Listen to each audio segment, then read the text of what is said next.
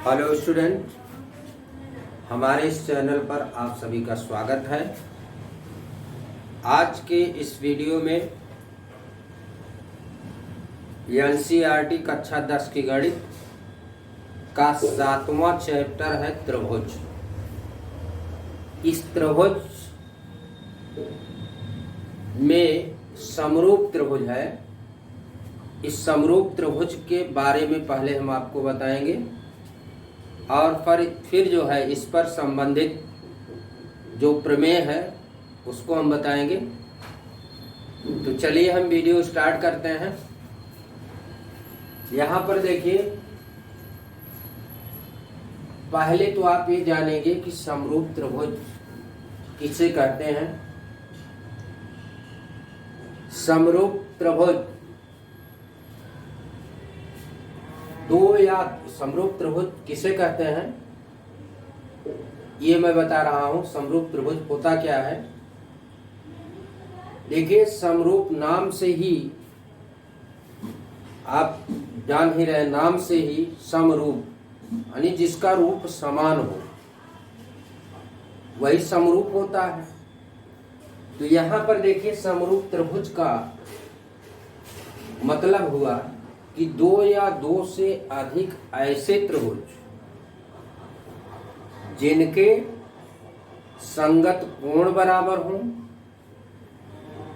और अगर संगत कोण बराबर हो गए तो दो या दो से अधिक त्रिभुज आपस में समरूप हो जाएंगे। और यदि दूसरी कंडीशन है, यदि उनकी भुजाएं समान अनुपाती हों तब भी त्रिभुज समरूप हो जाएंगे। तो समरूप त्रिभुज के लिए दो कंडीशन है। यदि हमारे पास हम मान लेते हैं दो त्रिभुज हैं, एक त्रिभुज ए है आपका ABC, दूसरा त्रिभुज है DEF। एक त्रिभुज हमारे पास है ABC, दूसरा त्रिभुज है DEF। ये दोनों त्रिभुज समरूप तब होंगे, पहली कंडीशन क्या है, पहली स्थिति क्या है कि जब इनके संगत कोण बराबर हो जाए, यानी कोण A इक्वल टू कोण D हो जाए, कोण B इक्वल टू कोण E हो जाए और कोण C इक्वल टू कोण F हो जाए। ऐसी स्थिति में त्रिभुज ABC और त्रिभुज DEF क्या होंगे, ये दोनों त्रिभुज समरूप हो जाएंगे। दूसरी कंडीशन क्या है समरूप होने के लिए, दूसरी कंडीशन है कि यदि इन त्रिभुज की संगत भुजाएं समान अनुपाती हो जाए, यानी AB upon DE is equal to AC upon DF is equal to BC upon EF, यानी इनकी भुजाएं जो है अगर समान अनुपाती हो जाएंगी तो ये दोनों त्रिभुज समरूप हो जाएंगे। तो समरूप त्रिभुज के लिए दो कंडीशन है, दो स्थितियों में त्रिभुज समरूप होते हैं। पहली स्थिति क्या है कि दो या दो से अधिक ऐसी त्रिभुज जिनके संगत कोण बराबर हों तो वे आपस में समरूप होंगे। और दूसरी स्थिति है कि यदि उनकी भुजाएं समानुपाती हों तब भी दो या दो से अधिक त्रिभुज समरूप होंगे। तो ये जो है आपका समरूप त्रिभुज हुआ।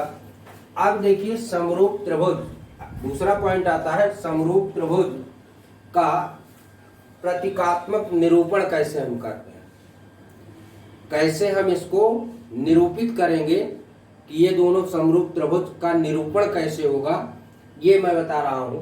तो देखिए, मान लेते हैं कि हमारे पास दो त्रिभुज हैं, एक त्रिभुज ABC और दूसरा त्रिभुज DEF, दूसरा त्रिभुज है DEF। हमने आपको अभी बताया कि अगर इनकी संगत भुजाएं समान अनुपाती हो जाएं या संगत कोण बराबर हो जाएं तो ये दोनों त्रिभुज क्या हो जाएंगे, समरूप हो जाएंगे। तो यहाँ पर अगर देखिए कोण A इक्वल टू कोण D है कोण बी इक्वल टू कोण ई है और कोण सी इक्वल टू कोण यफ है। कोण सी इक्वल टू कोण यफ है। ऐसी स्थिति में त्रिभुज ए बी सी और त्रिभुज डी ई एफ क्या होंगे? समरूप होंगे। और इसको हम दिखाते कैसे हैं? त्रिभुज ए बी सी समरूप, ये देखिए आपका समरूप का चिन्ह है, समरूप त्रिभुज डी ई एफ। एक चीज आपको ध्यान देना है कि यहां जो कोण जिसके बराबर होगा उसी क्रम में वह अल्फाबेट आएगा, वह अक्षर आएगा। अगर त्रिभुज ए बी सी का कोण ए त्रिभुज डी ई एफ के कोण डी के बराबर है तो यहाँ आप ए लिखेंगे, यहाँ डी लिखेंगे, क्योंकि ए डी के इक्वल है। अगर आप ए चेंज कर देंगे, इधर उधर कर देंगे तो गलत हो जाएगा। आपको उसी क्रम में लिखना है जिस क्रम में कोण दोनों त्रिभुजों के कोण बराबर।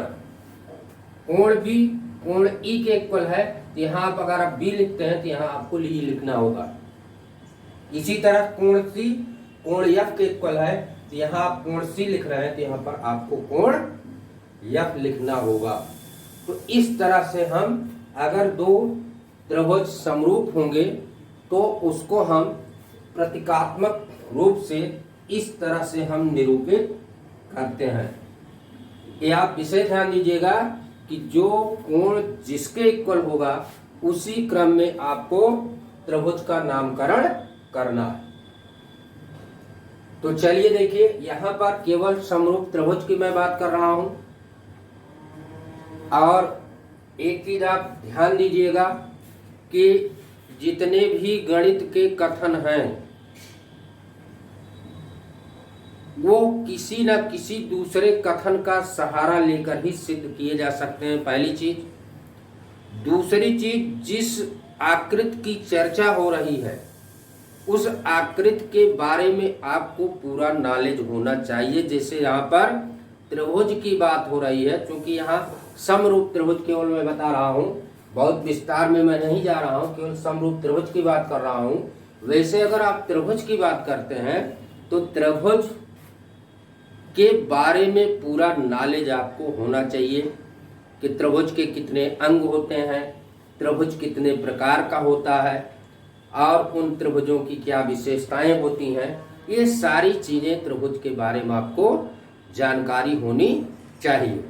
तो यहाँ समरूप त्रिभुज की बात हो रही है, इसलिए केवल हम समरूप त्रिभुज ही ले रहे हैं। तो यहाँ पर समरूप त्रिभुज के बारे में हमने बताया कि दो या दो से अधिक त्रिभुज तब समरूप होंगे। पहली शर्त है कि यदि उनके संगत कोण बराबर हो जाए तब वे त्रिभुज आपस में समरूप होंगे, या उनकी संगत भुजाएं समानुपाती हो जाए तो भी त्रिभुज समरूप होंगे। तो चलिए इसी पर हम प्रमेय लेते हैं। प्रमेय एक इसकी दी गई है, आधारभूत समानुपातिकता प्रमेय। आधारभूत समानुपातिकता प्रमेय, इसको हम थेल्स प्रमेय भी कहते हैं, बहुत ही इंपॉर्टेंट प्रमेय है, इसको हम थेल्स प्रमेय भी कहते हैं। तो आइए देखते हैं थेल्स प्रमेय है क्या। यहां देखिए मैं आपको बता दे रहा हूं ओरली, किसी भी त्रिभुज में किसी एक भुजा के समांतर खींची गई रेखा अन्य दो भुजा को जिस बिंदु पर मिलती है, अन्य दो भुजाओं को जिस बिंदु पर वे भुजा काटती है, वे बिंदु उन भुजाओं को समान अनुपात में विभाजित करते हैं। यही है आधारभूत समानुपातिकता प्रमेय, जिसको हम थेल्स प्रमेय कहते हैं। तो देखिए इसमें जो आपका ये गणित का जो एक कथन दिया गया है, जिस अनुसार दिया गया है, पहले आप उसी अनुसार आप फिगर बनाएंगे, फिर फिगर बनाने के बाद आपसे क्या सिद्ध करवाया जा रहा वो आप देखेंगे, क्या दिया गया वो आप लिखेंगे। तो चलिए देखते हैं। कह रहा है किसी भी त्रिभुज में, जो इसका स्टेटमेंट है, जो कथन है थेल्स प्रमेय की, कथन है कि किसी भी त्रिभुज में एक भुजा के समांतर खींची गई रेखा अन्य दो भुजाओं को जिस बिंदु पर मिलती है वे बिंदु उन भुजाओं को समान अनुपात में विभाजित करते हैं। यही आपकी थेल्स प्रमेय है, या इसको हम आधारभूत समानुपातिकता प्रमेय कहते हैं। तो चलिए देखते हैं। कहा जा रहा है किसी भी त्रिभुज में, हमने देखिए एक त्रिभुज बना लिया, किसी भी त्रिभुज में हमने एक त्रिभुज बना लिया, इसका हमने नाम दे दिया त्रिभुज ABC। किसी भी त्रिभुज में एक भुजा के समांतर खींची गई रेखा, किसी एक भुजा के समांतर आप रेखा खींच देंगे। यहां पर हम BC के समांतर रेखा खींच दे रहे हैं। ये BC के समांतर हमने रेखा खींचा, BC के समांतर रेखा हमने DE खींचा। किसी भी त्रिभुज में एक भुजा के समांतर खींची गई रेखा, हमने BC के समांतर DE रेखा खींच दिया। यह रेखा इन दोनों भुजाओं को AB और AC को किस बिंदु पर काट रही, किस बिंदु पर मिल रहे हैं, बिंदु D और E पर मिल रही है। तो यह जो बिंदु D और E है इन भुजाओं को समान अनुपात में विभाजित करता है, यही आपको सिद्ध करना है। तो देखिए इसमें दिया क्या गया है, इसमें ज्ञात क्या है, ज्ञात है त्रिभुज ABC में DE समांतर BC, ये दिया गया है। त्रिभुज ABC में DE समांतर BC ये दिया गया है। आपको सिद्ध क्या करना है, सिद्ध करना है, सिद्ध करना है कि बिंदु D और E इन दोनों भुजाओं को समान अनुपात में विभाजित करेंगे। इसका मतलब AD upon DB is equal to AE upon EC। यही चीज आपको सिद्ध करना है। किसी भी त्रिभुज में एक भुजा के समांतर खींची गई रेखा, हमने BC के समांतर DE रेखा खींचा। अन्य दो भुजाओं AB और AC को बिंदु D और E पर मिल रही हैं। यही बिंदु D और E इन दोनों भुजाओं AB और AC को समान अनुपात में विभाजित करेंगे, यही आपको सिद्ध करना है। यहाँ देखिए AD upon DB equal to AE upon EC, यही आपको सिद्ध करना है। तो चलिए हम इसमें रचना करते हैं, रचना करते हैं। देखिए हमने D से AE पर लंब डाल दिया, DM, E से AB पर हमने लंब डाल दिया EN। हमने क्या किया, बिंदु B से AC पर DM लंब डाल दिया और बिंदु E से AB पर EN लंब डाल दिया, और B को E से मिला दिया और C को D से मिला दिया। हमने क्या किया कि B को E से मिला दिया और C को D से मिला दिया, ये इतना हमने रचना किया। तो यहां लिखेंगे DM लंब AC तथा EN लंब AB खींचा। B को E से तथा C को D से मिलाया।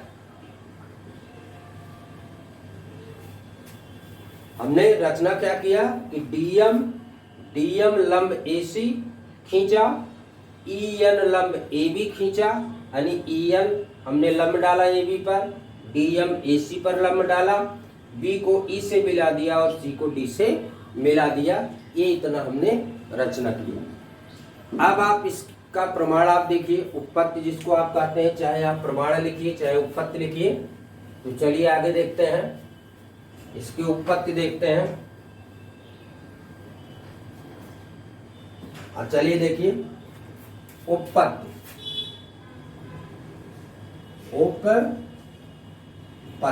चाहे उत्पत्ति लिखिए चाहे आप प्रमाण लिखिए,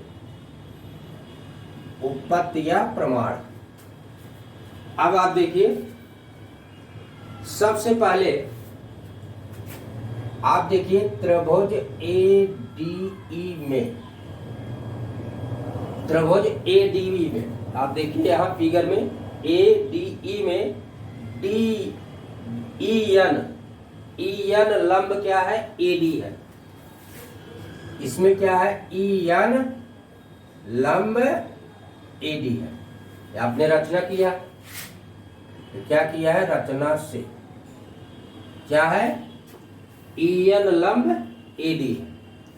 अब अगर हम त्रिभुज ADE का क्षेत्रफल निकालें तो त्रिभुज का क्षेत्रफल क्या होता है? आधार गुणे ऊंचाई बटे 2, 1/2 गुणे आधार गुणे ऊंचाई, ये त्रिभुज का क्षेत्रफल होता है। तो यहाँ हम एरिया, आप देखिए एरिया त्रिभुज ADE, देखिए AR का मतलब हुआ एरिया, त्रिभुज का क्षेत्रफल। AR का मतलब क्या हुआ? कि त्रिभुज ADE का क्षेत्रफल। तो क्या हो जाएगा? आधार, आधार आपका क्या होगा? AD होगा, और लंब ऊंचाई क्या होगी? EN होगी। 1/2 इंटू AD इंटू EN क्या हो जाएगा? एरिया त्रिभुज ADE एक हो जाएगा 1/2 आधार गुणे ऊंचाई। ये आपको मिल गया। अब आप चलिए देखते हैं त्रिभुज DBE में, त्रिभुज DBE में, त्रिभुज DBE में कोण DDE अधिक कोण, अधिक कोण। त्रिभुज देखिए क्या है? ये क्या है? ये अधिक कोण है। अब देखिए यहाँ पर इस अधिक कोण DBE के लिए EN क्या है? EN आपकी ऊंचाई है। इस अधिक कोण त्रिभुज DBE के लिए EN क्या है? त्रिभुज DBE की ऊंचाई है। अब आप त्रिभुज DBE का क्षेत्रफल आप निकाल लेंगे, यानी एरिया आप त्रिभुज DBE का क्षेत्रफल क्या निकालेंगे? इसका भी क्षेत्रफल वही होता है 1/2 आधार गुणे ऊंचाई, हो जाएगा 1/2 गुणे आधार आपका हो गया BD और गुणे ऊंचाई हो गया EN। ये आपको मिल गया। अब देखिए, अब आप इन्हीं दोनों एरिया, जो आपने दोनों त्रिभुजों की एरिया आपने निकाला, इन दोनों का आप भाग दे देंगे, यानी आपको निकालना एरिया त्रिभुज ADE अपान एरिया त्रिभुज DBE। ये बराबर क्या होगा? ये हो गया 1/2 गुणे AD गुणे EN बटे ये क्या हो जाएगा? 1/2 गुणे BD गुणे EN। ये आपको मिल जाएगा। अब यहाँ पर देखिए 1/2 से 1/2 कैंसिल हुआ, EN से EN कैंसिल हुआ, मिला आपको कितना? एरिया त्रिभुज ADE अपान एरिया त्रिभुज DBE, ये मिला कितना? AD upon DB। इसको आप संबंध 1 मान लेंगे। इतनी बात आ गई समझ में। अब आप देखिए, अब आप पुनः त्रिभुज ADE में, आप पुनः इसी त्रिभुज में चलिए, त्रिभुज ADB में पुनः आप देखिए, DM क्या है? AE पर लंब है। DM क्या है? AE पर लंब है। में क्या है? DM लंब AE। ये आपने रचना किया था, रचना से आप ब्रैकेट में लिख देंगे। DM लंब क्या है? AE है। अब पुनः इसी त्रिभुज का आप क्षेत्रफल निकालेंगे, एरिया त्रिभुज ADE, ये बराबर हो जाएगा 1/2 गुणे, अब आधार आपका क्या हो जाएगा? AE हो जाएगा, और ऊंचाई क्या हो जाएगी? DM हो जाएगी, हो जाएगा 1/2 AE गुणे DM। ये आपको मिल गया। अब चलिए हम त्रिभुज DEC को लेते हैं। त्रिभुज DEC में कोण DEC क्या है? अधिक कोण है, अधिक कोण है। इसका मतलब त्रिभुज DEC अधिक कोण त्रिभुज है। ये आपका क्या है? अधिक कोण त्रिभुज है। इस अधिक कोण त्रिभुज के लिए डीएम क्या है? ऊंचाई है। इस अधिक कोण त्रिभुज के लिए डीएम क्या है? ऊंचाई है। तो इस अधिक कोण डीईसी का क्षेत्रफल हम निकालेंगे। एरिया त्रिभुज डीईसी ये बराबर क्या हो जाएगा? देखिए आधार आपका ईसी है और लंब क्या है? डीएम है। 1/2 ईसी गुणे डीएम अभी आपको मिल गया। आइए आगे चलते हैं, यहां हम देखते हैं। चलिए देखिए, अब हम area ADE upon area DEC निकाल लेते हैं।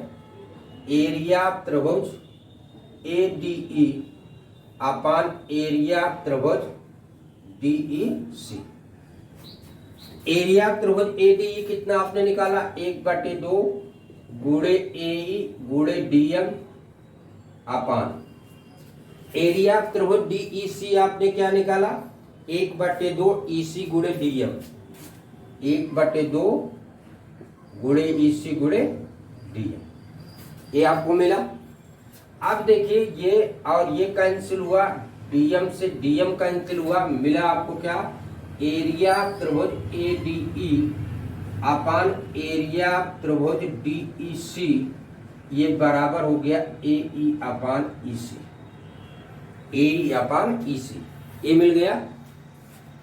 अब देखिए इसमें आपने पढ़ा है, गणित का कथन आपने 9th में पढ़ा है कि एक ही आधार पर दो समांतर रेखाओं के बीच स्थित त्रिभुज के क्षेत्रफल समान होते हैं। दो समांतर रेखाओं, एक ही आधार पर दो समांतर रेखाओं के बीच में स्थित त्रिभुज के क्षेत्रफल बराबर होते हैं। तो यहां पर देखिए त्रिभुज त्रिभुज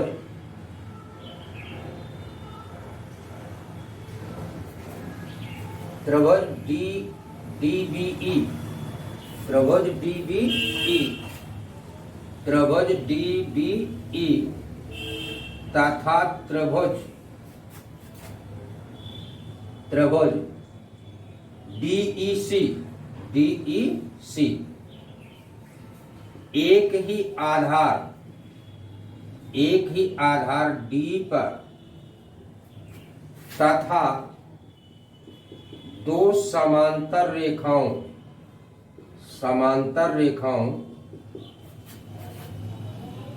डीई तथा बीसी के मध्य स्थित है। देखिए त्रिभुज डीबीई और त्रिभुज डीईसी, देखिए डीबीई ये वाला त्रिभुज और डीईसी ये वाला त्रिभुज, ये दोनों त्रिभुज डीई आधार पर स्थित है और दो समांतर रेखाओं के बीच में स्थित है। इसका मतलब हो गया इन दोनों की एरिया क्या होगी? बराबर होगी, इन दोनों का क्षेत्रफल बराबर होगा। इसका मतलब एरिया त्रिभुज डीईसी ये बराबर होगा एरिया त्रिभुज डीबीई के। ये गणित का कथन है, आप 9th में इसको प्रूव किए थे। तो देखिए यहाँ पर एरिया त्रिभुज डीईसी ये बराबर हो गई एरिया त्रिभुज डीबीई के। अब देखिए यहाँ पर आपका जो ये एरिया डीईसी जो ये लिखा है, इसके स्थान पे आप क्या लिख सकते हैं? एरिया डीबीई लिख सकते हैं, क्योंकि डीईसी किसके बराबर है? एरिया त्रिभुज डीबीई के बराबर है। यहाँ पर आप क्या लिख सकते हैं? यहाँ आप देखिए एरिया त्रिभुज एडीई अपान एरिया त्रिभुज डीबीई ये बराबर हो गया कितना? एई अपान एसी के। एई अपान एसी के। ये आपका दूसरा संबंध हो गया। अब आइए चलिए देखते हैं संबंध 1 को देखते हैं। संबंध 1 में क्या है? संबंध 1 है एरिया त्रिभुज एडीई अपान एरिया त्रिभुज D B E is equal to A D upon D B. संबंध 2 क्या है? एरिया त्रिभुज एडीई अपान एरिया त्रिभुज D B E is equal to A E upon A C. तो देखिए संबंध 1 और 2 का बायां पक्ष बराबर है।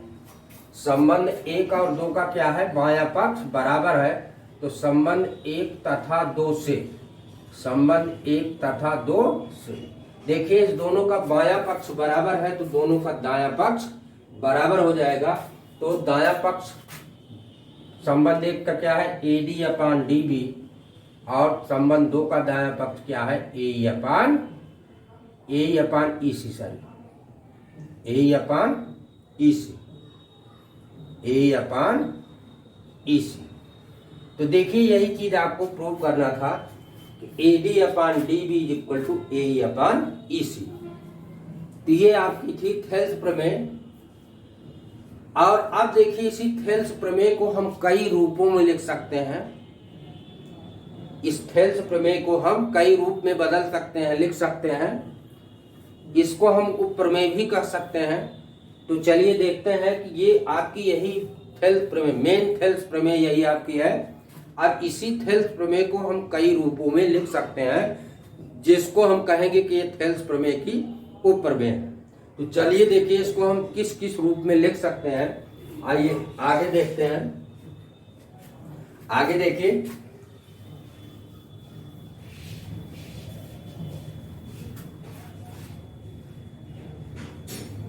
आगे देखिए,